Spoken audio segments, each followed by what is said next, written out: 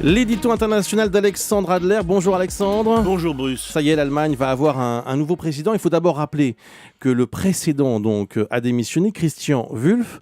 Mais avant la nomination de Joachim Gauck, ou Gauck, sans doute. Gauck, oui.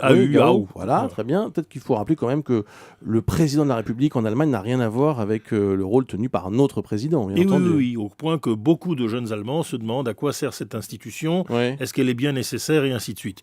Alors, bien entendu, c'est un peu exagéré de dire qu'elle ne sert à rien. Le président de la République, quand même, exprime une espèce d'unité de l'Allemagne, une unité morale. C'est généralement une personnalité qui est choisie dans les rangs de la politique, mais avec une petite distance par rapport au combat politique quotidien.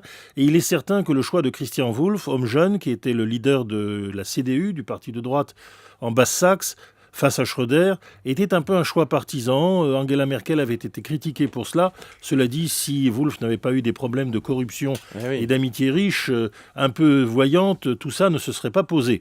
Et du coup, cette fois-ci, Angela Merkel a tenu compte des critiques qu'on lui faisait et elle vient de désigner un homme qui fait l'unanimité des Allemands, le pasteur Gauck, qui a été un opposant au régime communiste d'Allemagne de l'Est, qui a fondé Neues Forum, le nouveau forum qui était un des mouvements de dissidence juste avant la chute du mur, qui ensuite s'est rallié aux Verts. Lui est resté au-dessus des partis et il est connu de tous les Allemands pour avoir dirigé pendant 10 ans ce qu'on appelait les Gauck-Behörde, l'administration Gauck, c'est-à-dire les gens qui ont ouvert tous les dossiers de la Stasi, donnant ainsi naissance à des véritables chefs-d'œuvre comme la vie des autres. Mais ça, c'est une autre histoire. En tout cas, Gauck, c'est un choix d'unité nationale. Est-ce que c'est un choix politique aussi ? Oui, bien entendu. Cela veut dire que sociodémocrates, verts et chrétiens-démocrates se sont unis, vont unanimement voter pour ce candidat, qui est donc un candidat de consensus au-dessus des partis, qui prépare évidemment, ce dont j'ai déjà entretenu nos auditeurs, une convergence, et une convergence absolument nécessaire, car les mesures qui vont être prises, Grèce ou pas Grèce,